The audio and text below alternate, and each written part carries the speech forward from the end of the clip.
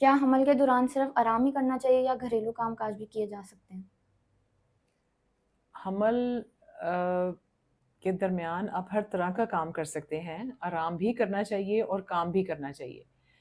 Pregnancy is not a disease, pregnancy ایک بیماری نہیں ہے، ایک نارمل فیزیولوجیکل کنڈیشن ہے جس سے اللہ پاک نے ہر خاتون کو یہ اہلیت دے کر اس دنیا میں بھیجا ہے کہ وہ ماں بن سکتی ہے اور اس سارے پروسیس سے وہ بخوبی نکال سکتی ہے پورے ٹائم۔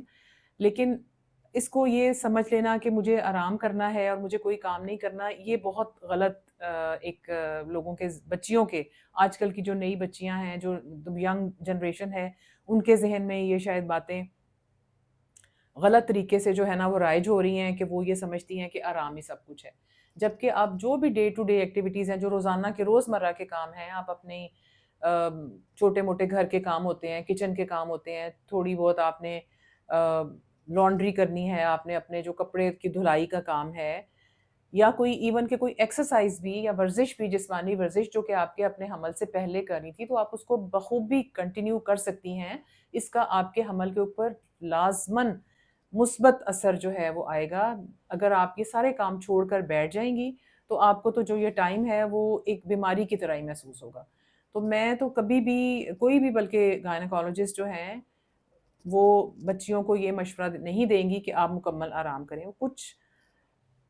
کچھ بیماریاں اس طرح کی ہوتی ہیں حمل کے درمیان جو کہ ایسوسیٹڈ ہوتی ہیں حمل کی، اگر ہم ان کو ریسٹ نہیں کرائیں تو پریگننسی کی ٹرمینیشن کے یا ختم ہونے کے یا مس کیریج ہونے کے چانسز ہوتے ہیں۔ اس صورت میں ہم ان خواتین کو مکمل آرام کا مشورہ دیتے ہیں، لیکن یہ میرا خیال ہے کوئی 2 سے 3% ہے۔ تو باقی جو 97%، 95% پریگننسیز ہیں وہ نارمل ہوتی ہیں، اور ان کو اپنی پریگننسی کو نارمل طریقے سے لے کے اپنے سارے کاموں کو کرتے ہوئے اس سارے دورانیے کو انجوائے کرنا چاہیے۔ کون سی ایسی کنڈیشنز ہیں جس میں عورت کو پریگنینسی کے دوران صرف آرام ہی کرنا چاہیے، یعنی کہ کام کاج وغیرہ وہ نہ کریں؟ اس میں ایک تو یہ ہوتا ہے جس کو ہم تھریٹنڈ ابارشن بولتے ہیں، جس میں ہمیں یہ ڈر ہوتا ہے کہ اس کو تھوڑا سا مطلب اس کے حمل تھوڑا کمزور ہے، اور وہ کچھ اس کے ہم خون کے ٹیسٹ بھی لیتے ہیں، اس کے الٹرا ساؤنڈ کی رپورٹس بھی دیکھتے ہیں، اور اس کی اپنی جو ہے وہ روٹین والی چیک اپ کرنے سے بھی ہمیں معلوم ہو جاتا ہے کہ اس میں کنسیڈریبل رسک ہے کہ اس کا جو ہے وہ بیبی ابارٹ کر جائے گا۔ تو اس صورت میں ہم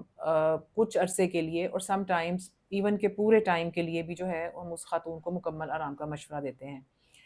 دوسری کنڈیشن ہوتی ہے جس میں جو پریگننسی کے ساتھ ہائی بلڈ پریشر ہو جاتا ہے،